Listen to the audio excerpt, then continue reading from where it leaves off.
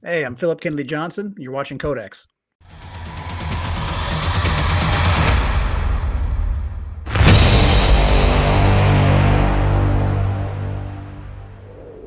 Talking to superstar writer Phillip Kennedy Johnson, the man.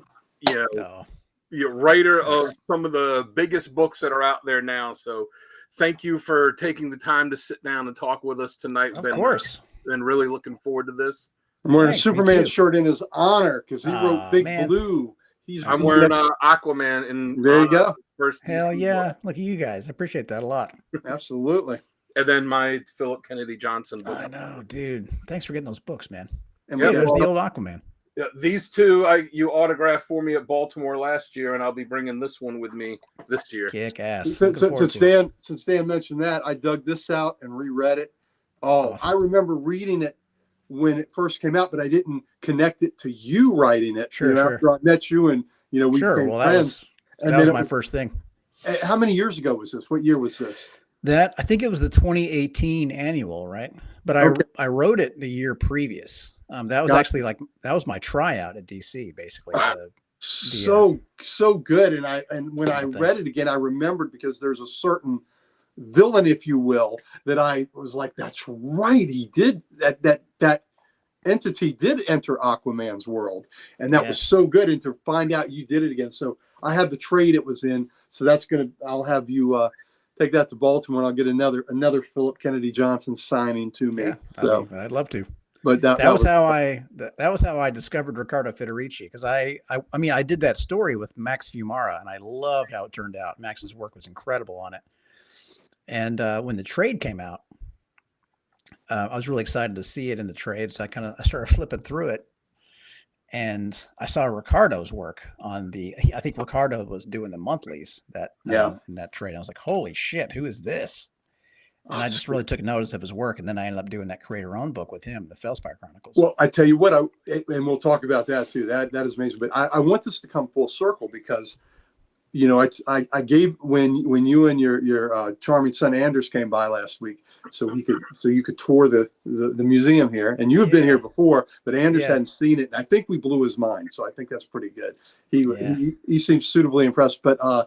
I gave you a copy of Warlord 11, and Mike Grill's first work at DC was an Aquaman backup in the Spectre, Adventure in front of the Spectre. That was Grill's first DC work, and I wanted you to have that Warlord because after reading Fellspire Chronicles, I was like, if there's a guy that could really write the hell out of Warlord, modern day writer, it's you. So I hope you flip through it. I hope you get inspired, and I hope one day you decide, you know what?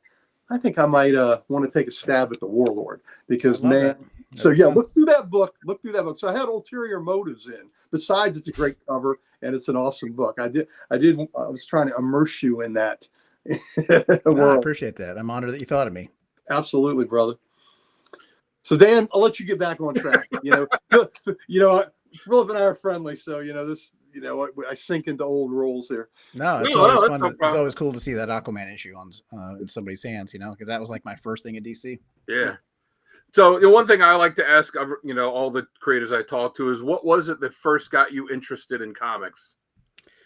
I learned how to read off of comics when I was a little kid. No, me too. My dad used to kind of boast that he taught himself to read from comics, and so he would go to like garage sales. He was always going to places where you can buy cheap shit. So he would go to like garage sales or flea markets or estate sales or whatever. And he would come home with, he would often buy like hand tools there and things, but he would also come home with just plastic shopping bags or milk crates or cardboard boxes of old ripped up comics. And he would give them to me to kind of pick through. And man, I just loved him. And I loved him so much, in fact, that I think he was kind of disappointed because to him, it was just junk. Yeah. He just wanted me to go over it and just, use it to learn how to read. But I just loved him. Like the marriage of art and language to me was just so cool.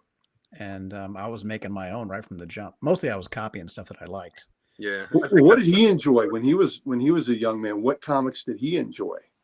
I don't even know. You just know that he learned to read from comics. Yeah. He didn't have any particular attachment to any characters.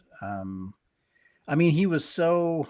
I mean, God, when he when he was reading comics, he would have been Superman would have just barely come on the scene at all. So I want to say it was all like cartoony stuff, or maybe like cowboy books or something. Um, I think there were like little kids cartoony things are kind of what he liked at the time. But there were no characters that he gave a shit about really. What about you? Which characters were the ones that really drew you in? Well, Batman and Superman primarily, Yeah. but also, I mean, it's possible that I'm looking back with biased eyes now, having, you know, so much time having passed. But at the time, I mean, compared to Dan's collection, well, I mean, even Dan's collections is even for collectors. Excuse me, Gary. Gary's collection is like. I wish I had his collection. And even like the boxes I'm looking at right now, like behind you, Dan. Like, I think my collection as a kid, like as big as it ever got, as a kid, probably would have filled up 2 long boxes, maybe. Yeah. And my whole love of comics comes from that relatively small pile of books, and they were just like stacked on top of each other underneath like the VCR. It was like I had like 4 little piles, and they kind of I sorted them out like as I was reading the DC stuff, the Marvel, and then the cartoony stuff. I started to kind of understand that these were separate worlds that didn't really connect, and so like there were, again, I'm very very young at this point, but there became like the Batman / Superman / everybody else DC pile. There was the Marvel pile that was lots and lots of Marvel team up, and then some other stuff, a fair bit of Spider-Man. God, what else? The odd issue of like Avengers or West Coast Avengers, or I don't think there was a single X-Men book. I'm trying to think of what else would have been in there. Well, that would make Jamie happy. FF maybe. I don't think so. Really? There was a lot of Spider-Man. I think there were a couple of Iron Man, a couple of Cap maybe, but it was largely Spider-Man stuff, and I did like Spider-Man a lot too. And then the third pile was like cartoony things, like the kind of like the forerunner to DuckTales. Stuff like Golden Key and or Gold Key. Let's see, Gladstone comics later. Like it was like stuff like Scrooge McDuck, Huey, Dewey, Like Louie, the Beagle Boys. stuff. Yeah, a lot of Carl Bark stuff. And whenever I was able to, most of those comics were really old when I even got a hold of them. So when there was an actual new comic, it was usually off of the spinner rack at like the drugstore or the grocery store or something, and it was typically like a Gladstone, like Scrooge McDuck, Donald Duck kind of a thing. Every now and then a superhero thing, and I would really dig those. But honestly, I like the other ones too. Like I would kind of get on a tear where I just have to devour all of one of those 3 stacks, and I would just kind of go down the rabbit hole with DC or Marvel or the younger ones. And would you constantly reread them? Hell yeah. Yeah. Oh yeah. That's why I showed you my Genesis book that was beat to hell, my Justice League 111, and then I showed you what it was supposed to look like. But just the fact that I have my first book, when I read that thing, oh my gosh, I read it to death. But to still have it is just amazing. It's the most important book in my collection. It started the 60,000 issue collection. It's cool that you've got like a better kept, like smooth looking like copy of it, but I'm really glad you've got that original. Oh, me too. Absolutely. Loved one. Yeah, no, that stuff's the best. I don't really take immaculate care of my books. I do. I mean, now I have them thanks to my brother. Actually, my brother went through there and bagged and boarded them all. But before that, they were just sitting in long boxes, just uncovered. What you're talking about is generational, though. See, the comic love is generational. Your dad, and what you were doing with your son Anders, you're passing it down. He came here. I was so impressed by all the characters he could name, and he was so charming, and his mind was blown seeing all these characters and all these books and all that. But my grandfather, even though he wasn't into the comics, he bought the comics to me, and that's what got me into comics, was him buying them for me. So it's so much that it's passed on. Even like your dad, who you just said he wasn't well versed in this character, that character. He just knew he had learned to read from him, and he wanted to pass that on to you, so you would follow that. So I think that's great when we can infect our our next generation with the things that we love so much. And I use infect Yeah. sarcastically. It was cool. It was cool to hear you and Anders talk about that stuff too. I mean, if he'd been a little bit more on his game, he would have named just about everybody you picked out. He didn't know. He practically did name just about everybody I picked out. He didn't know Warpath. No, but he did know when you picked up Red Tornado. I was like, oh, he knows this one. I know he does. But anyway. He got it, but I had no idea that he'd had any. Firestorm. He got Firestorm. I didn't think he did. He got Firestorm. Philip's at home showing him flashcards like they're practicing for the spelling test. We're going to Gary's. You gotta show him exactly. Giving him electric shocks like in Ghostbusters. He was wonderful and he was charming, and it was special to have the two of you here. Oh, thanks. He's the best thing, man. I wish my dad and I had been closer. I wanted to be closer with him, but honestly, like the fact that I didn't have that makes me really appreciate my own boy a lot. It's just we're just super close. I get that, and the bonus of seeing you at a con is you could see Anders, right? Yeah, he's pretty awesome. He might be the star attraction. Watch out. Totally, he is already. Sometimes people bring me Superman books to sign, and they hear me talking on a podcast or something about how specific stories are written for him, and so sometimes he gets to sign stuff too, which is pretty cool. Nice. Well, you know what? There was a lad in this book, and I felt the relationship between you and having a son in there. Where there were some poignant moments in there, and I could feel you expressing your love to your son through that. Yeah. Feeling my fear as a new dad, like something's going to happen all the time. Yes, absolutely. I got all that. I think every parent knows that fear. Yeah, for sure. So when you start out as a fan of comics and you're reading all these that your dad's bringing home, at what point did you decide, like, hey, you know what? I want to do this. I want to write comics.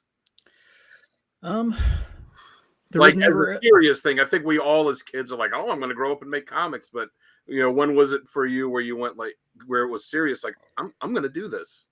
I don't know that it ever really happened. It was never really about like making a living or becoming a big deal or whatever. I just wanted to make things, and I guess I was making them right from the jump as a kid.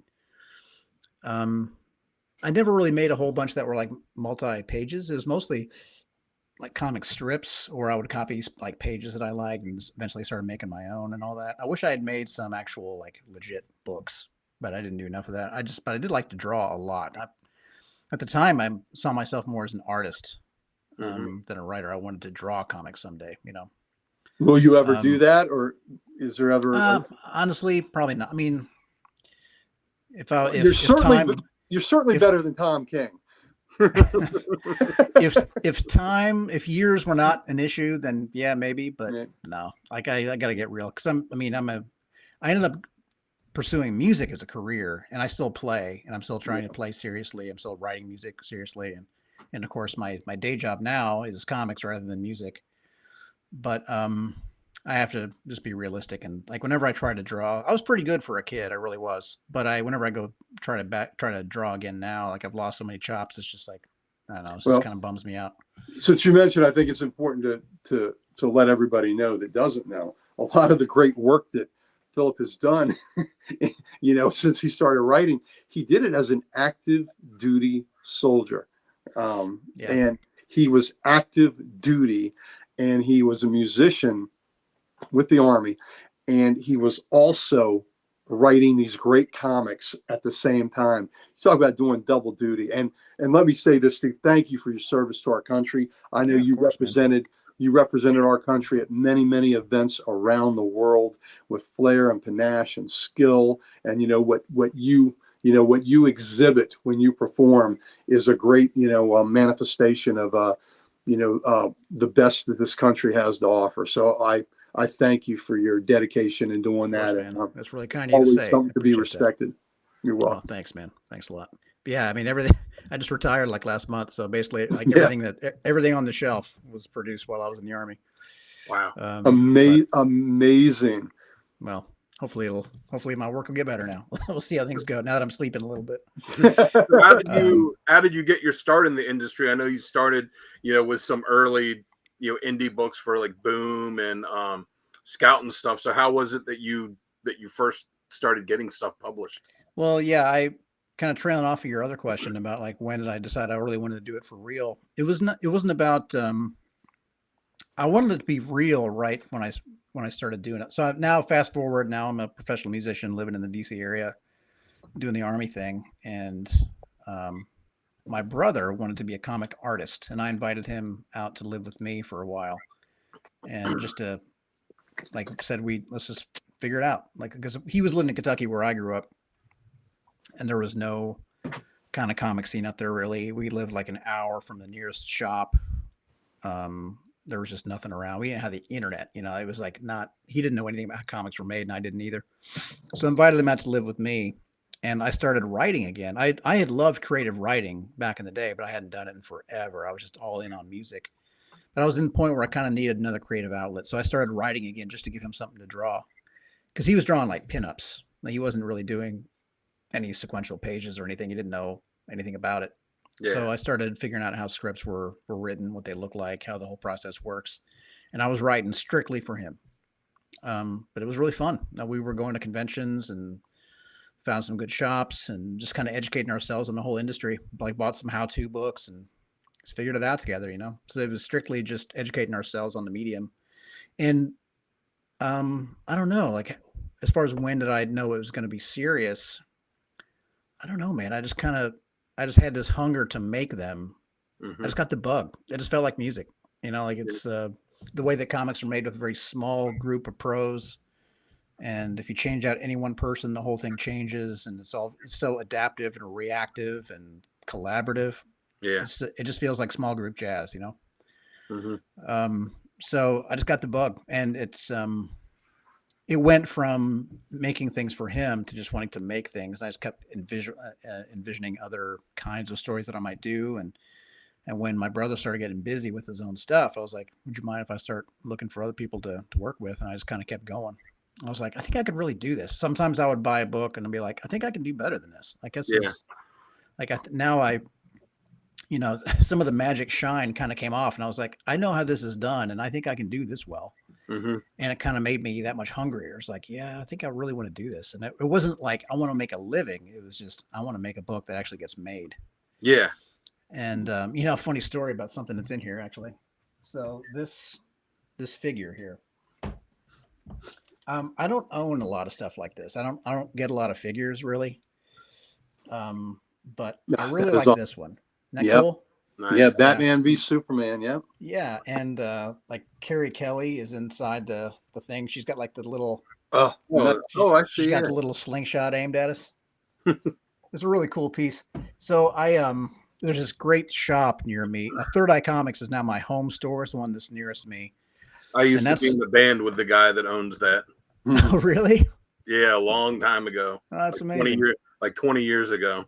Damn. Yeah. Well, that was the I walked into that shop and it was his first location, this little hole in the wall place, Oh, yeah, in Annapolis. and yeah, and Yeah.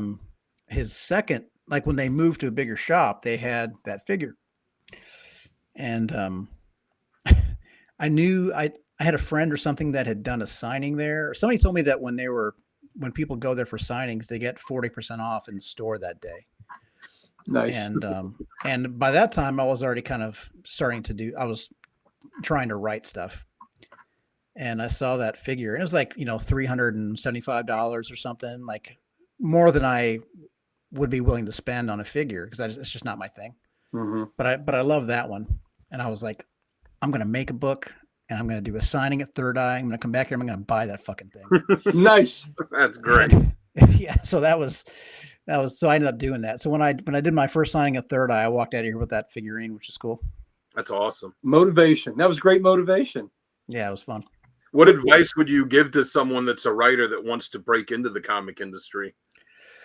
Man, Try and get 40% off at the comic store to get exactly, yeah. a Batman statue. Yeah. Right. No, that was not the whole that's not Yeah. my whole reason for doing it, but it was just like one additional little thing. I was like, that's gonna be a fun day. Well, so I heard Charles Soule speak on an interview online before I really had anything made. And he boiled it down in a way that I thought was very effective. He said, be good, be cool, be around. Mm-hmm. And I stand by that advice. So getting good is all about just reading a ton of the thing that you want to make. Like if you're a filmmaker, just watch a lot of great movies that are, the kind of thing that you want to do. If you want to be a musician, listen to music constantly. If you want to make comics, read a ton of comics and like to figure out what you want your voice to be. So just consume a lot of the kind of stories, like figure out who you want your heroes to be and just read a lot of that and make a lot of your own and just get the shitty ones out of your system so you can get to the good ones and hopefully someday the great ones. So just make a lot of work, get good at it, be cool. That just means be the kind of person that people want to work with. Like, don't be a dick online or in person, of course. Like the internet, like social media is not the place to be like edgy or angry or like self-righteous. It's a place to be like witty and fun and supportive. Yep. Like find people that are doing work that you believe in and help them push it. Just don't be a drag, just be somebody that other people want to work with and then be around. And that means once you figured out how to do this and how to make good work, just kind of be around and show it to people. Like, go to conventions, find a good community at your local store. Like, Gary's part of Comic Logic. That store kicks ass.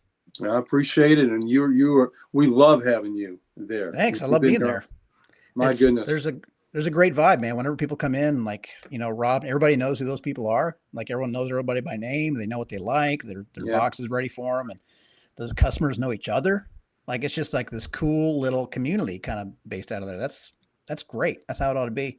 So just be a part of a community like that, and also online and also at conventions, and just be a part of that place because the comic industry and the comic community are basically the same thing. So just get out there and let people know that you're doing that kind of stuff. Find your peers who are also trying to rise along with you, and support them, like help, just support each other. Introduce yourself to people who are a couple steps ahead of you too, and just kind of put yourself out there. So be good, be cool, be around. That's what it all kind of boils down to. And one thing I'll add too with you is, I think you're also very humble too, and I think that really comes across. You're very humble when you talk to people. You never, you've never big timed anybody. You're always very real, very down to earth with us and genuine. And anytime we've had you in the shop, anytime I've seen you at a con, you're always good to everybody that wants to stand in line and meet you and get your signature. And I just see the genuine affection and appreciation you have for the people that have picked up your work and read your work and loved it. And that's a great way to keep people coming back to see what you have to offer, because being a good guy makes people want to root for you and want to read your stuff even more. I appreciate that, man. I got plenty of reasons to be humble. I try to remember those. Well, so you worked for doing books for a few years for independent companies before you started at DC and then Marvel. Yeah, so sorry, I didn't mean to. I guess I kind of skipped over that question, didn't I? Oh well, no, you've been very informative. Yeah, we me and Gary both showed the Aquaman book, which we both read, reread today. Mm-hmm. Good. So how was it that you got the gig doing that? Because you did that, and then you did the DC New Talent Showcase book in 2018, which was a really cool Batman story at the beginning. Yeah, so thanks.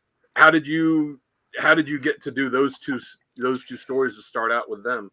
Well, let me that ties into the thing that I skipped. So I had met Ron Mars through his he used to have a column on called Shelf Life on CBR back when CBR was like a good site. Mm-hmm. And he talked about comics. Yeah, it was great. Yeah. And I was just writing like while I was trying to make comics, I was also running a kind of like a blog on my own personal site.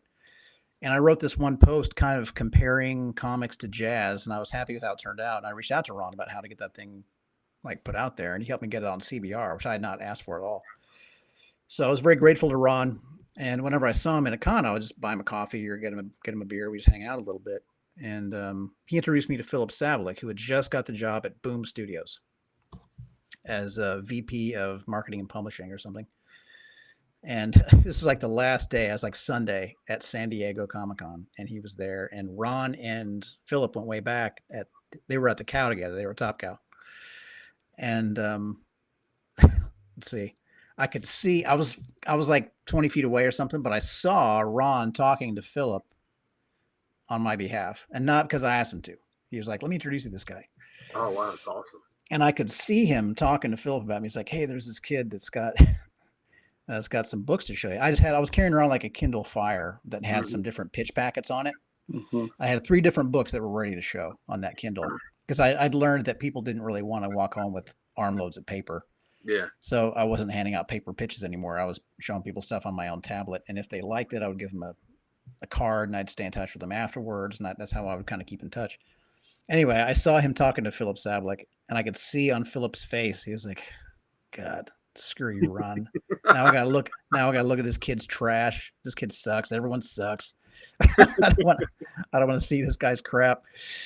So I showed him my pitch though, and he liked them. And then one of them was Last Sons of America. And I saw in his face when he was looking at my stuff, I was like, "Oh shit, it's real. Like you're real." Nice. And he liked one of them a lot. He's like, "I think we can publish this, man. This looks really good." And it was like something that we want to do. So I ended up doing that book at Boom Studios. That came out 2015. And right after that one, I did Warlords of Appalachia, also at Boom, and was also very well received. That one was noticed by Ricky Purdon, the talent guy at Marvel. And Ricky really liked that book, and he's kind of slung it around at all of the editors at Marvel, like, "Hey, check out this guy," and not just me, but the artist as well, Jonas Scharf, who's gone on to do amazing stuff at Marvel. So the Justice League editor at the time, Brian Cunningham at DC, read Last Sons and really liked it. So both of them kind of noticed me at the same time, and he asked me if I wanted to do something. So I was on tour in LA with my band at the time, my Army group, and I met up with Brian at a restaurant, and he was like, "Yeah, so would you want to do something for us?" And like, here are the books that I edit, and he named Flash, Hellblazer, or Constantine, I guess at the time. Let's see, a couple of Green Lantern books, a Wonder Woman thing, maybe. Aquaman, something else. I was like, Constantine all day. I've read every word that Constantine's ever spoken in a book. Me too. And he was like, "Well, what I really need is Aquaman." I was like, "Cool, that's what I meant. I love Aquaman. Let me have Aquaman." There you go. It's like, "Why'd you ask me, asshole?" Phillip, way to pivot, baby. You got to do that in life. Exactly. Yeah. So I didn't know anything. Like last time I'd seen Aquaman, I was like the Super Friends. Like I just didn't know. Oh, that's bad. That's a bad example. Yeah, I know, dude. I know. Character. Yeah. No. So it's my favorite character. Yeah. I had to figure out a way in on that character. So I went back and I read a ton of. I mean, the Jeff Johns New 52 Aquaman was out and it was good. Yeah. And then I found like Sub Diego and some other stuff, like some really good examples. And I read a good bit of them until I kind of figured out what I loved about Aquaman, you know. And I did. He said they needed some inventory issues. Do you guys know what that means? Yeah, where they have you do the story, and it's nothing it's specifically written for. They just have it, so when they need it, they have something to publish. Yeah. For those who are listening that don't know, so an inventory issue is like a book that they just have kind of in the can, ready to go, in case the creative team falls behind or whatever. They just have like an issue of something ready to go because there's got to be an issue of Batman every month, no matter what. Yeah. So if they fall behind, there are inventory issues. I don't even know if they do those anymore, but at the time they were kind of using those as like tryouts for new talent. And so I did a 2-issue Aquaman thing, and fortunately for me, around the same time they were double shipping some books, and they needed an annual, and it really snuck up on them. They're like, "Oh crap, we need an annual in 4 months." And Cunningham was like, "We got this 2-issue Aquaman thing. It's perfect. We'll just put that out as the annual." Nice. And so if you notice, halfway through that issue, there's like a cliffhanger. Yeah. Yes. And that's because it was supposed to be 2 issues. Wow. And they put it out as one big thing. Anyway, so that was my first. When you turn, not to give it away, but when you turn that page and there's that kind of splash of Aquaman and Mara, I didn't even think about it, but yeah, that would be the perfect cliffhanger to the end of it. That's page 20. So anyway, yeah. So I mean, then like that next year, I had not done any more work at DC since then. I was still doing create our own things and a couple other little things. I think I'd done a Kong thing at Boom, like a licensed Kong story, an Adventure Time thing. Probably another create our own book by then. But then they were like, "Hey, would you want to do the DC talent workshop?" And I was like, "I don't think I can." Because I mean, I looked it up before and it said you had to be in the class every Wednesday for 3 hours, no matter what, for like 13 weeks or something. I was like, I'm definitely going to have gigs some of those weeks. Like, I'm not going to be able to go that long without missing some classes. And they're like, it's okay. We'll work around it. They video all those.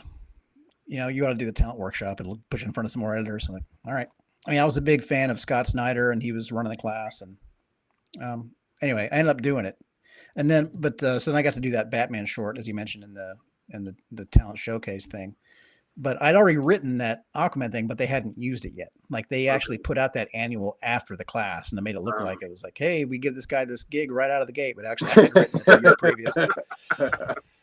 So yeah, that's how I got in there. And at Marvel, they liked my Warlords of Appalachia. They knew I was an active duty soldier, and they were doing these 80th anniversary Marvel things.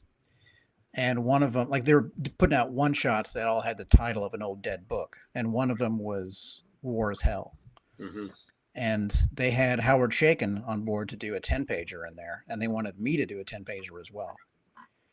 And, you know, I figured Chaykin's going to clean my clock, but I was like, whatever, I'm not going to say no. So I did it. Right. And it worked out great. I mean, the story, you know, it wasn't as clear cut as like, okay, this one's good and this one's less good. There was completely different stories. Chaykin's was about, you know, big band music and the Glenn Miller band in World War II. And mine was about a Ranger unit, kill bad guys in their sleep in Iraq or Afghanistan, I guess. And like this guy that I know, that had done that kind of thing. Also, I said bad guys because that's how my friend relayed that story to me. Mm-hmm. But he had since died, and I told this story that basically makes PTSD like an African folktale kind of. So Wow. It's very, very different kind of story than Chaykin's. But that was my tryout at Marvel, and then I ended up doing Marvel Zombies after that. Yeah, and I like the one, you know, the miniseries you did for Marvel for the Empire crossover. The Captain America. Captain America is my favorite character, and I love that miniseries. Cool. I remember reading it, being like, "Oh man, I love this," and the way it was Cap with, you know, like the military unit. So, did you use a lot of your military experience to inform that? Yeah, some. I mean, yeah, some of it was military experience. Some of it was just like knowing what I know about World War II, just a little bit of war history. Originally, it was going to be Cap and like some SHIELD people, and they were like, "SHIELD's not a thing right now." I was like, "Oh, okay." And I kind of pivoted to make it a thing with him and like a kind of a new generation of Howling Commandos, kind of just like just a squad of army of American, soldiers. And it's funny, I kind of caught some shit about that story. Now so when that Empire event was coming out, it was all about this plant-based alien race that was invading Earth. Yep. And they wanted a 3-issue Captain America tie-in with it. And the mission statement was, okay, this is Captain America leading the militaries of Earth, like joining and leading the military forces of Earth against the Katati threat. So it was all about military. That was the point. So I did that book, and of course it's a Captain America book where he's leading soldiers. So that's the vibe. And not long after that, I got the shot at writing Superman, and there were a whole lot of people that were real nervous and thought I was going to make Superman this big like army propaganda book. Because they were kind of talking shit about how I wrote Cap like an army propaganda book, because that's what the book was, it was kind of meant to be that kind of a story. But they were like, oh, this is written by an American soldier, so that's why he wrote it this way. So then when I got the reins to Superman, people got all weird about it. But that was before I'd written a single issue. Mm-hmm. So I don't blame him for speculating a little bit, but anyway. Your run on Action was just epic. Oh, thanks, man. It was Appreciate it was just epic, and you know, I got a big laugh too, and I talked to him in person once about had a little bit of kink to it with his little off-world outfit that was hanging in the closet and that Lois had a peep. So Yeah, that was, I thought it'd be funny. That was a great sight gag with Jonathan finding that going, oh no, oh my God, So, Thanks. that, Yeah, it was just meant to be a gag. and it was a great gag, but just the heart you put in that, and Superman, inspiring, way away from Earth, still inspiring. So it was just Thanks. you really dug into Big Blue there, and I think to be able to write a Superman book as long as you did, and two of them at the same time. Yeah, the two big ones. Exactly, to mine the material, and the here's a character, and that's got to be such a hard character to write because he's been around forever, and everybody that wants to make a name for themselves is taking their shot on that character. So a lot of legacy there, and you held up admirably and did a great job and took it in a very unique direction. So kudos to you on that, Phillip. Thanks, man. I recommend anybody get this man's work on Superman and action, and now House of L, which he's put out. So there you go. Yeah, thanks. That's a huge honor. So how did how did that come about that DC, had you writing not just action, but Superman both at the same time? Man, that was a big leap of faith on the part of the editor, Jamie Rich. He had read my work on The Last God, which is now the Fellspire Chronicles. It's like book 1 of the Fellspire Chronicles. I was doing a ton of world building on that story. Just world building for days in that book. Had 4 pages of back matter. Yeah, there it is. There was Barry talks about that book all the time. Shucks. When you after you say your thing, I'm gonna tell a little bit about what you did in this book.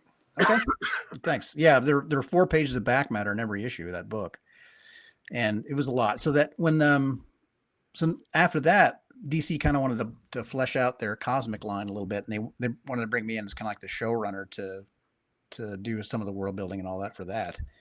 And then things kind of pivoted, and my story was going to involve Superman a good bit, and they were like, "Would you?"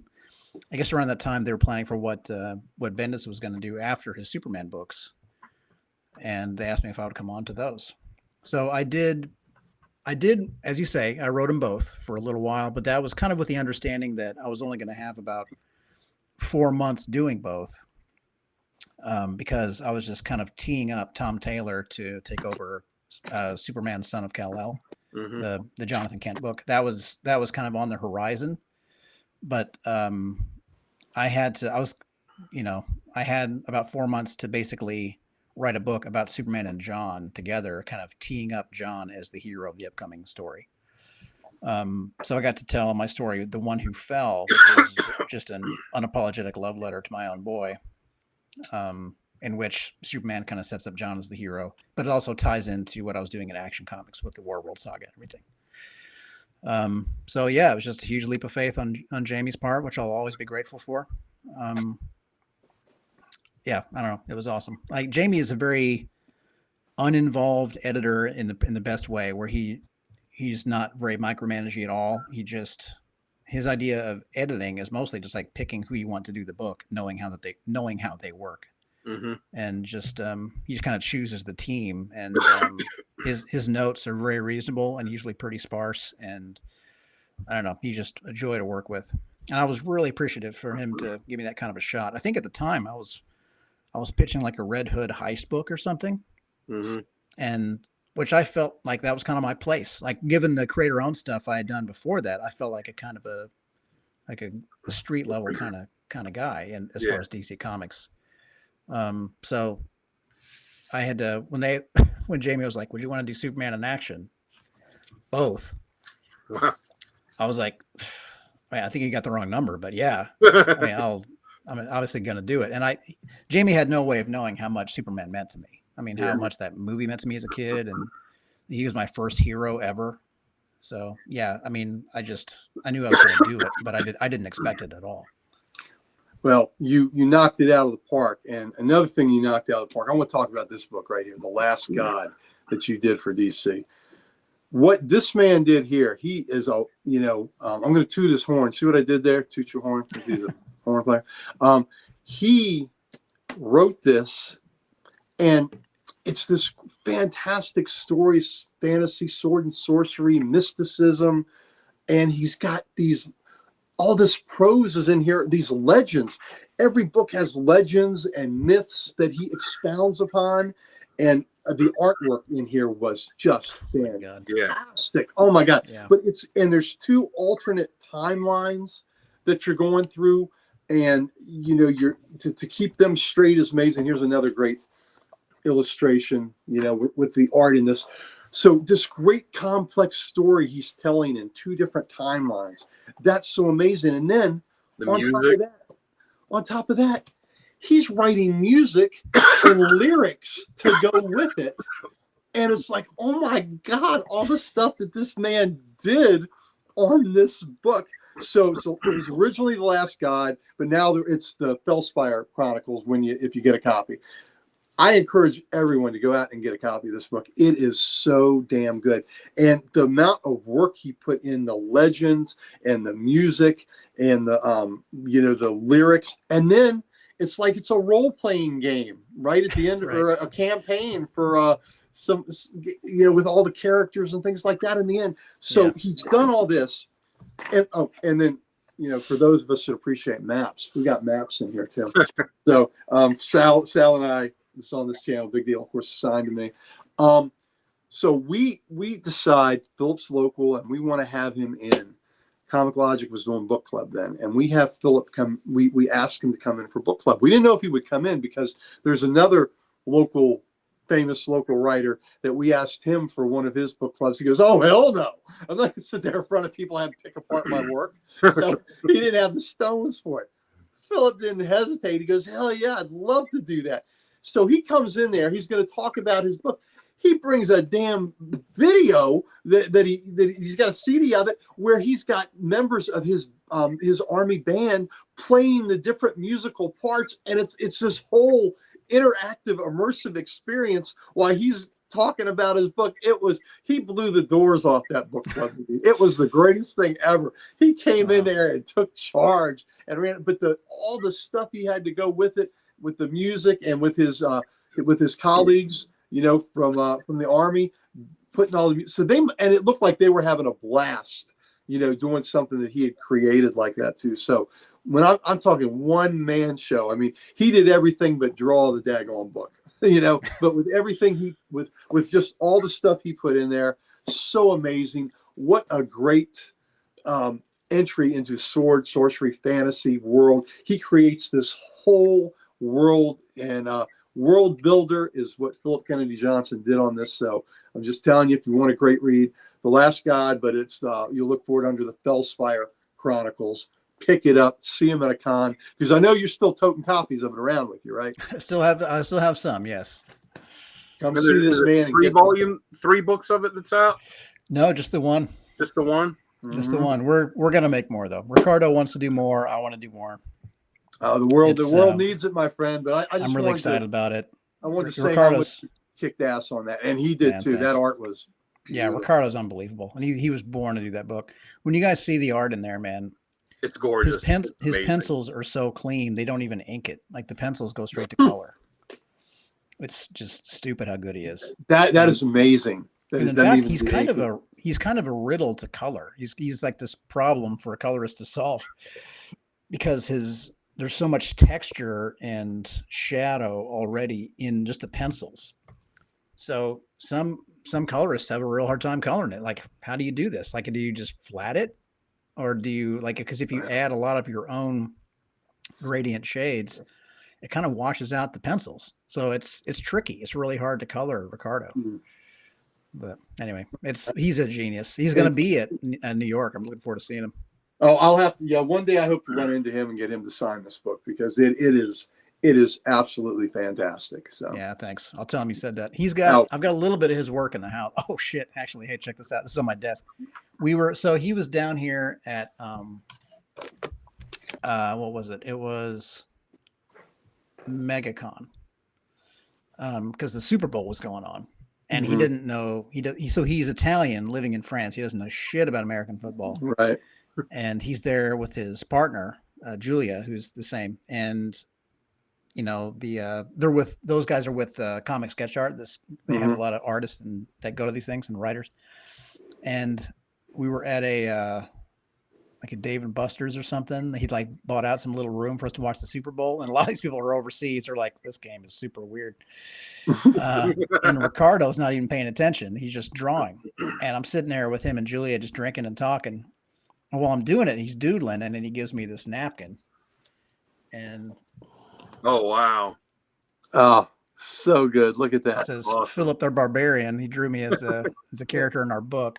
Nice. Yeah, it was pretty fun. So I got it. He's such a great dude, man. Yeah, hopefully he'll get to Baltimore one year or Heroes, because those are the two biggies that I try to get to. Yeah, maybe. He's hard to get over. He only comes up. I was surprised he came to MegaCon. I think the only show he'd been to before that I'm aware of was New York. Yeah, I figured he would just come for the big city. Yeah. Baltimore is almost always within a week of New York these days, so it's possible. I'll try to get him to come over and just check up with me for a week or so, and then do Baltimore too. Oh, that would be awesome. And and of course we'll see you at Baltimore, the two of us. And, yep, I'll be there. People watching, because we'll get this out early before Baltimore, so hopefully we can get you even more people to come see you. Awesome, thanks, dude. Oh, I'm already putting together my stack of books to take for creators to sign at Baltimore, and going through the list. I've got about a stack of about this many books, and I'm like, this is too many. And I'm only not even halfway through the list of creators. Nice. So many good creators there. Yeah, totally. I'm definitely bringing this one with me. Mm-hmm. Awesome, man. So, we talked a lot about DC, but you got some Marvel stuff too. You relaunched Incredible Hulk. And really, I mean, it's so good. Ryan's artwork's so good. Your artwork, your writing is so good, and you took it very heavy in a horror direction. So, when that book launched, was it Marvel coming to you with it, or you going to Marvel? And whose idea was it to do Hulk as like a hardcore horror book? That was mine. They came to me about it, but not about. They didn't give me a direction or anything. They were like, "Would you want to do?" They told me that the Donnie and Ryan run was about to wrap up, and they asked me if I would want to come on. And the reason they asked me is because I had just given up my beloved Alien. I was on the Alien book and I loved it, and I hated to let it go. Great book too, yes. Thanks. Yeah, we got 3 good arcs on that series. I was very proud of it, but I was just so strapped for time because again, I'm still active duty. I'm trying to be a decent dad. I was like, man, this is too much. And what are you writing? Like Superman and Alien and Red Sonja and you're writing like all these different books with all these different genres. Yeah, there was a lot going on. I think I was at the time, the Red Sonja thing, thankfully, was just a one shot, but I think I was doing James Bond still. Yeah. See, I was doing Superman, James Bond. God, what else at that time? Green Lantern, maybe? Oh, is that the backup stories with Jon Stewart? The War Journal main series. The War Journal main one. Yeah. I don't know. There was a lot happening. I think I might have still been doing a creator own too. I was like, man, I've got to let something go.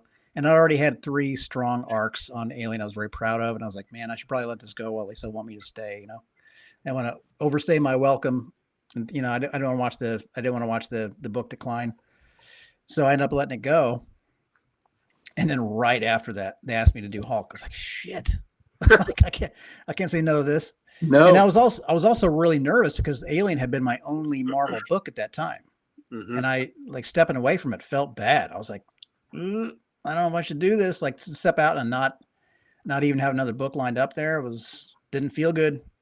But so then when they offered me Hulk, I was like, man, I don't think I can say no to this. But I've also never been that guy to pick up every single Hulk book either. I was never necessarily drawn to that character on his own merits. It was always about the creators. Like I really love the Greg Pak run. I love the Al Ewing run. The Al Ewing run, I think that's the run that really pushed him in the horror direction because the Hulk is totally. Jekyll and Hyde. It's Jekyll and Hyde. It was so good. Was so effective. Like it was one of those things where the book it just worked so well and it felt so right that it's hard to imagine the character without that ever again. You know, Yeah. like And Hulk is malevolent. He is malevolent. yeah, it's a lot. It was a really cool book, and honestly, the hardest part of saying yes to that book, I was like, how do I not just do more Immortal? 'Cause that's kind of what I want. Like I just Right. wanted to see more of that. But the longer I sat with it and kind of let it percolate, I was like, you know what I think we should do? I think we should move out of not move away exactly, but gently steer from the Cronenberg kind of horror that Al had been doing Mm-hmm. into like a Mike Mignola kind of thing, like where it becomes more of a cosmic horror / folk horror / mystical horror kind of a thing. Yeah. And that's kind of that was kind of our way in. And that was also colored by the knowledge that Nick Klein was on the book too. Not that Nick couldn't have crushed more Cronenberg, but it just felt like the identity of the book really started to come together when I knew that Nick was going to be drawing it. And I figured out what I wanted that to look like. So here at the Codex Station, when that book came out, I want you to know I was pumping this book heavy to these fellas, saying thanks. you have got to read the Hulk book that my friend Phillip Kennedy Johnson is doing, because it is kicking ass. And I think after the second issue, I texted you and I gave you something that you told me. I knew it was a good compliment, but you really dug it. I said after the second issue, I said, Phillip, this is the kind of issue that Bernie Wrightson would have loved to have drawn. And I think you were really blown away with that. And it was strict horror, baby. And oh my God. And then I can't remember what issue it was, but when you had that transformation scene, that was what I was going to bring that up. Graphic. Oh my goodness. Yeah. That is the greatest Hulk transformation scene I have ever seen, down to the reflection in the blood. Oh man. Right. Yeah. Dude, that was issue 6, I think. That was the Ghost Rider 44 one, where it's like you see Hulk's face stretching it through his like mouth and all that. Yes. God, that's good. That's a character all of us, at the station love, is the Ghost Rider 44. So Yes. how did that character come about? Where you're like, I'm gonna make a Ghost Rider from World War II and just kind of and have him come in. Yeah, I got the one here that he we had signed. Yeah. Because Sal had you sign it last year too, but I think he did it after I got mine signed, and he had you write on there. Was it like, "Hey kid, got a smoke?" or "Hey kid, got a cigarette?" I was like, "Oh man, I should have had him write that on there." Yeah. Well, it's not too late. Bring it. I won't charge you. Yeah. Sal and Sal saying, he's bragging about the character's name is Sal, so he's having a big deal. I said, that's all right. Phillip said he's going to put me in that book. So if you ever do that, my head's going to get so big it's going to freaking explode. And I hope that's 100% happening. All right, there we go. You heard it here first, everybody. I'm going to be in one of the Hellhunters book, but that book is so good. And when that character came out, another reason we kept pumping that book, going, you got to read this book. So when people would watch our Comics Unleashed show every after dark every Saturday night, it started out where one of us had the Hulk book. Then pretty much everybody's getting that Hulk book, and we're talking about it. And when you introduce Ghost Rider 44 shooting hellfire out of bazookas and everything else and out of his machine guns, you slayed us with that, and we were all amazed. Matter of fact, at our awards at the end of the year for Book of the Year, that was my Book of the Year. I remember. Yeah, so that's kicked ass on that. Love that book. I'm still excited about that character. Thanks. And that book, and the book is still going strong. And you are you're wrapping up this current iteration, and you're getting ready to jump on. You're going to stop it, but then relaunch it with in a new way, right?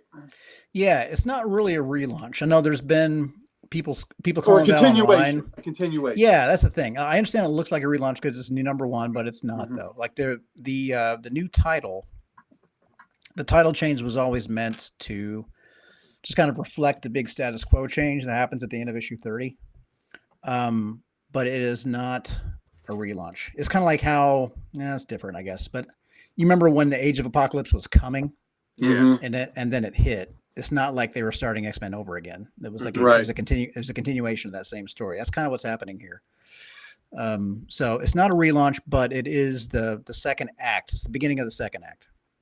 And you jazzed about it? Oh my God, dude. Yeah. Yeah, I could not be more jazzed about it. This is where it's been going the whole time. The first act has just been putting all the pieces on the board. It's been seeing the emotional arc, the plot arc of Hulk, Banner, and Charlie and Hmm. Eldest, and seeing how they all interact. Introducing new characters and bringing in old characters like Brother Voodoo, Ghost Rider 44 is Yep. also important. You're going to see him again in this book. Oh, good. Oh, I'm excited for that. Yeah, it's anyway. All the pieces are on the board now, and it all led up to issue 30. And in issue 30, we finally see the Mother of Horrors. Oh, you've been And building to that. You've been yeah, building dude, because and the it's monsters you cool. have introduced in this book are so great, so Thanks. great. Well, it all leads to 30, and then there's this big change. Huge reveals, huge changes, and then that leads to Infernal Hulk #1. So up until now, like Hulk has already been the monster of the book, right? He's the monster that's been stalking Banner since the beginning. He's been Banner's monster. Right. But starting in Infernal Hulk #1, he is Earth's monster. He's like the monster of the Marvel universe. He's a much bigger hassle now to the world, and they're going to have to figure out how to deal with it. So Infernal Hulk is like he's no longer just Banner's monster. Now he's our monster too. Oh, And that's the second arc, and it leads to a third arc. That's the second act, I should say, and it leads to a third act. Yeah, look at this that. book for you then, and this one that was a very personal book for you. The 26. Yeah, it was. Oh, what the one, yeah, the issue that came out a couple months ago with Hulk and the kid. Yep. You know, what I read that, and I was telling them on the show, I was like, you know, this might be my single issue story of the year. Like I was just blown away by that, and then the twist at the end, and the way Hulk was throughout, and the way he was at the end. I don't want to spoil it for anyone who hasn't read it, but it's just it's an amazing standalone story. What you don't have to know the whole the whole arc of the story to read that one. Yeah, thanks. That's what I wanted for that book, man. I wanted that's what I mean for the Incredible Hulk. I wanted it to be a series of really short arcs. That like just constant jumping on points, because that's what Marvel Team Up was for me as a kid. I loved that you could. I did not have a lot of comics that were consecutive. Most of them were just one issue by itself, sometimes two, and that I was like the same way. Yeah, that was the best. Like when I had two, I got to see how something ended. It was huge. Or if it was a story that was all just like cover to cover, like a one shot. Damn, that was cool. That's why Brave and the Bold was so good for that with the Batman team ups and Marvel Team Up with Spidey. You usually got a contained story. Yep. Yeah, I mean that. I know it's not the same, but the cartoon show Brave and the Bold, like years ago, so good. It was so good, and that's how Anders learned those C and D listers. Yeah, like he knows all these characters. He knows like fucking Clock King and like Red Tornado or whatever. He wouldn't necessarily know. What a great show! Oh, and they did that with such love. Oh my goodness, I know you all had talked about it on last weekend when you all had mentioned. Oh yeah, you saw that on Brave and the Bold, and I was like, that's right. I knew about Metamorph. That's where you first saw Metamorph. That's right. That's exactly. And then that led us. That led me to show him my old Jim Aparo Outsiders stuff. I mean, I do have those issues, some of them. Yeah. But I also have like collections now. So I can just pop it up and be like, look, here's all these guys. Aparo is one of my very favorite artists of all time. He's great. That was more than any other. I think that was my Batman growing up. Oh yeah. And I always tell people, look at the hands that Aparo draws. You don't want to get hit with those hands. I mean, it's just the power in those hands. Yeah. These big cinder block hands and like super like chiseled jaws and all that. Yes. Granite jaws, his Spectre, his Phantom Stranger, his Aquaman, his Batman. So badass, his Wildcat. And also tell us about the direction that Ghost Rider 44 Hellhunters is going. The first mini was so great, but there are more plans for more of that, I'm hoping. Yeah, I want to do more. That was always intended to be a series of miniseries. I want each arc to feel like a movie. Love it. A movie with like sequel movies and not just, most comics feel more like the TV show that never ends. I kind of wanted this to be a movie that has like a proper ending, but then leaves the door open for another one later. So I want each one to have its own identity, very much like Brubaker and Phillips stuff. Oh yeah. Where there's like a little like a trade, and it's it's tight and it all fits, and then it's done, and then and you can't wait for the next one. That's kind Yeah, of we what I want talked about Hellhunters to be. we talked about our love for Criminal. You know, God, dude, that's exactly what he does. He gives you everything, throws it in there. And did we talk about Pulp though? God, that was so good. Pulp, man. I don't know if you demanded that I tell you which I love more, Pulp or Coward. I don't know what I would tell you. Yeah, that's tough. Coward being the first. For anyone who doesn't know, Coward's the first trade in Criminal, I believe. Yeah, man, that book is so unbelievably good. Well, But I show Pulp to people all the time, and they are just blown away at that. I love it. Here we got off track of your great stuff, but I've also hey. Well, I also wanted to ask what books you're reading currently that you are really into.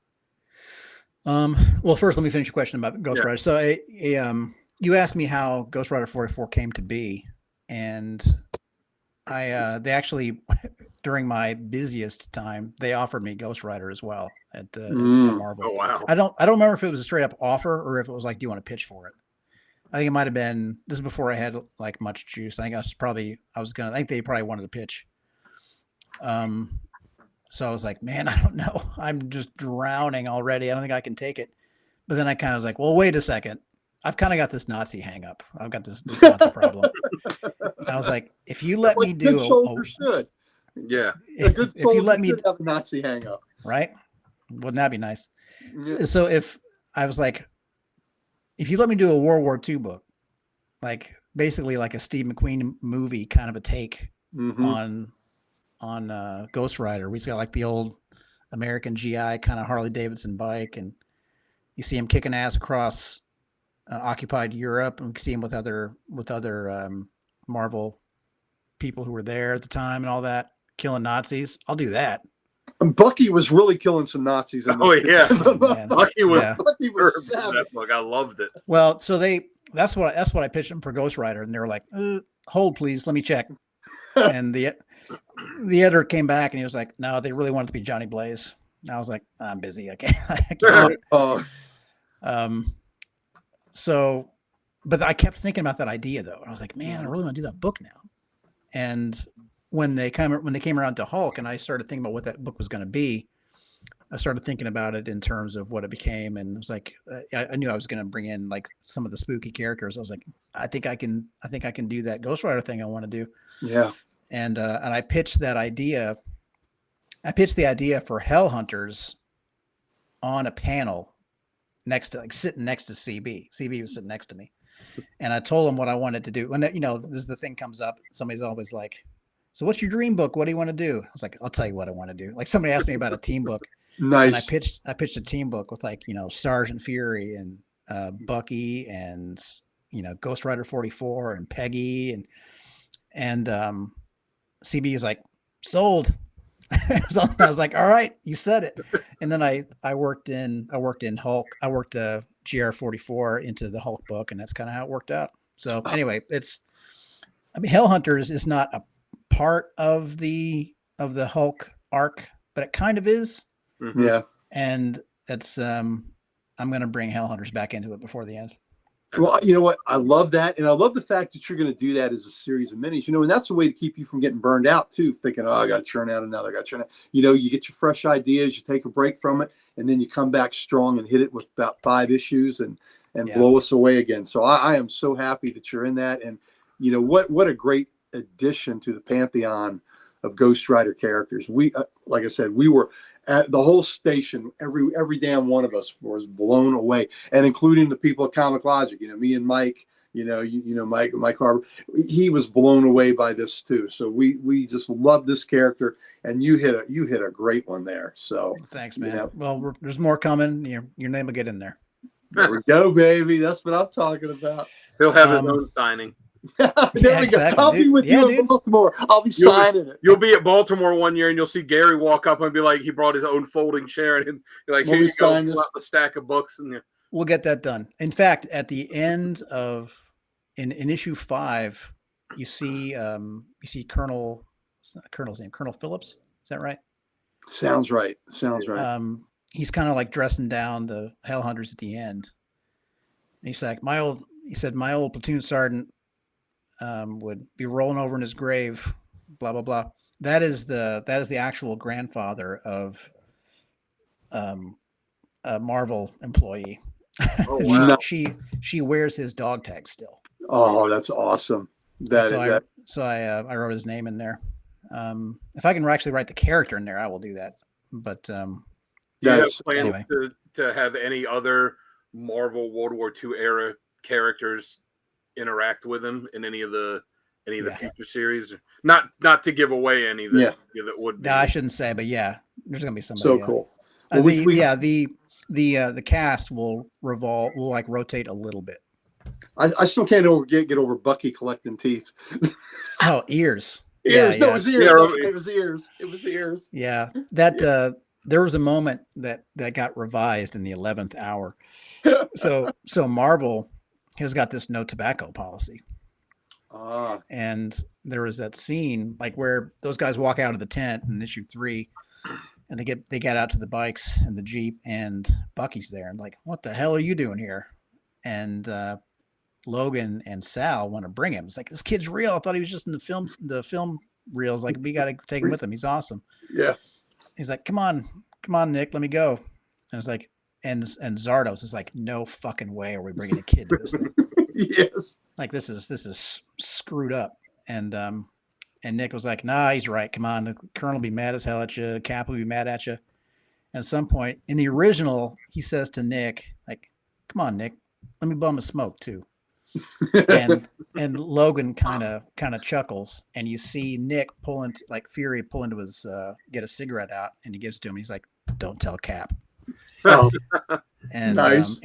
You see him handing off the cigarette, and then it got to like the final revisions. They're like, "Can't do it. Like, come on, man! Like, come on, just let me have the cigarette." And it was like this meta moment where I was kind of like really begging for this cigarette to make it into the book, and they kept saying no. I was like, fuck, fine. It's like So you needed that hit. It's like you needed that hit. Now I want to get the artist to do a remark on the cover of Bucky smoking a cigarette. Yeah, that was supposed to be the cover too. He was supposed to be smoking on the cover. Oh, man, and they took it out because for the same thing, and they ended up putting the bubble gum, which actually on the cover it's actually better. It was actually cool to see because it just reflects his youth while he's sitting there with a 50 cal with a field of dead Nazis behind him. It's okay for him to slaughter Nazis, but he can't have a smoke. Exactly. It's As long as there's no okay to tits, slaughter Nazis. as long as there's no boobs or cigarettes, all the death is fine. That's the world we live in right now, I guess. So, that is a great story, Philip. Thanks. We're on the way. Over your career, you've worked with so many great characters and creators. Are there any characters that you haven't had a chance to work on that you want to, or any creators where you're like, oh man, I'd really love to work with this artist, or or with this person and do that? As far as artists, yeah. I mean, God, I love James Herron's work. I love Daniel Warren Johnson's work. Oh yeah. I don't really know either one of those guys. I've met James briefly. I never met Daniel, but I hear his name all the time. And he's got, when people ask me about my favorite Superman story, he did a short story for Superman that I think is incredible in Superman Red, White, and Blue, or Red and Blue, whatever it was. There's a short it's so good. It just really encapsulates how Superman's supposed to make you feel, So yeah, those guys. God, who else? I just had somebody else I was about to mention. Well, I mean, Sean Murphy is a friend. Sean and I have gotten real chummy, and I love Sean's work. God, I mean, there's just a ton, man. I don't know. There's so many. I hate to even name anybody because I don't want to leave anybody out, but I am here. Or what about characters then? Are there any characters that you haven't gotten a shot at that you're like, man, I'd really like to be able to do a story for them? I wrote Constantine into my Superman briefly, but I'd love to get a proper arc of him. Yeah. That was another one. I had a cigarette moment with him too. I mean, that one, well, no, they changed that too. So there was a moment where Constantine and Superman are trying to get into the base, like this magically sealed cathedral. And the important thing with Constantine is how much disdain he has for magicians. Like he does not treat magic with respect or magicians. He just looks down on the whole thing. And he would rather win through like conning people or like sleight of hand or just being just just outsmarting everyone is how he prefers to do things. Absolutely. Just playing tricks on people. He'd rather do that than actually use magic. So the idea of him like doing like big crazy Doctor Strange circles in the sky just doesn't make sense for him. So they're down there and he takes a cigarette and he asks Superman for a light, and he inscribes a rune in the air, something like with this torch I bind thee, blah blah blah, and he's just using the cigarette. And in the original, he hands it to Superman. He's like, "Here, take a drag of this." He's like, "Why?" He's like, "Look, this is magic. Do you want to get in or not?" And Superman takes a drag on the cigarette, and then he hands it back to Constantine. And Constantine's just kind of smirking at him. And and then Superman realizes, "You didn't need me to do that." He's like, and you get like clearly he just wanted to see Superman smoking, and that's why I made him do it. So Paul got pissed at me, and he took that out. I was like, "All right, fine." I mean, that would have been a cool scene. You can't have Superman smoke. I know. You can get Bucky smoking before you get Superman smoking. Yeah, exactly. No, it makes sense. It made sense. I just thought that like seeing Constantine wanting to like besmirch Superman just made sense. Like having that be the cost that Superman has to pay to get in there made sense to me. I would love to see you do a supernatural book with Constantine and with Dr. Fate, the Spectre, Phantom Stranger. Oh, Dead Man. There's a story I want to do with Constantine that involves him at this like a card game, and at some point he loses, and like I had this whole thing sketched out where. But well, don't give it away. Don't let anybody take it. Yeah. Don't give it away, Phil. You can tell me in private, and I won't tell anybody. But it'll be cool. don't put it out on the airwaves. Right. You'll be sitting there. Damn, that was my story. Right. Anyway, so yeah, Constantine for sure. Who else? I've written some Wolverine, but I'd love to write more. Well, I loved him in Hellhunters. Yeah, I'd love to give him a proper story. I grew up on like Larry Hama, Adam Kubert, Wolverine. God damn, that stuff's good. Oh yeah, and so it holds up. So I'd love to do more of that. Sergeant Rock. Oh, of course. I mean, Army, yes. You know, I don't want people to stereotype me as like, oh, there's the Army guy's got to do his Army bullshit. Like I'm sure I'll catch flack if I do it, but I mean, yeah. Despite that, I do still want to do a Sergeant Rock book. I mean, he's the best war. You know, when you take out the superheroes like Cap and some of these other ones, he's the best war character in comics. Yeah, I know. Without a doubt. I kind of want to like, how will we make that like a comic book where it's not just a war book? I mean, if it's just a war book, that's okay. But it would be cool to do it in the context of DC Comics, though, in some kind of a way that makes it different, without being like stupid, you know. Sergeant Rock for a week on leave. Well, something, I don't know, like maybe some kind of a mystery that he plays a part in. I don't know. Anyway, I'll figure it out. But I would love to do that. I'd love to do like a maxi series. I'm gonna bet you do before you hang him up, baby. You're gonna do that Sergeant Rock story. I know you got. So. Yeah. Right, so we mentioned on here, Baltimore Comic Con's coming up October 17th, 18th, and 19th, in a couple weeks from when we are doing this. Do you have any other conventions or appearances coming up that people should keep an eye out for? Well, stateside. Well, actually, no, I do. Let's see. So, let me think. New York Comic Con is at the time of this taping. New York Comic Con is in about a week. Yeah. And then Baltimore after that, the following weekend, and then the weekend after that is MCM London. So I'll be over there for that, which is like that's my favorite city. I love over there. So yeah, and I've got some good friends over there, so I can't wait for that. MCM you London. Did quite a few performances over there, I know too. Yeah, not in London, in Edinburgh, but yeah, I was in Edinburgh for about six or 7 weeks, and I was hung out in Glasgow for a minute with Grant, and came down to Lancaster and London, hanging out with my writer friends there, Alex Pocknadell and Dan Waters and Ram V, and yeah. So anyway, got a lot of friends over there. Looking forward to getting back. And in December, I missed one. I'm doing a show with a friend of mine called oh my God, it's in Catonsville, Maryland. Sorry, I'm just looking up real quick here. I don't want to skip this one. Please don't. StellarCon. StellarCon is November 15th in Catonsville. All right, I'll have to keep an eye out for that. I live in Gaithersburg, so it's not. Oh, cool. Yeah, it's real close. This is a one-day con. My friend Kevin puts that on. He does a great job. And then I'm doing show in Singapore, I think in early December. Wow. Really are globetrotting. Yeah, I've never been there. Well, that's a great reason to go. Yeah, it'd be good. Yeah, Phillip Kennedy Johnson, international man of mystery. Well, something.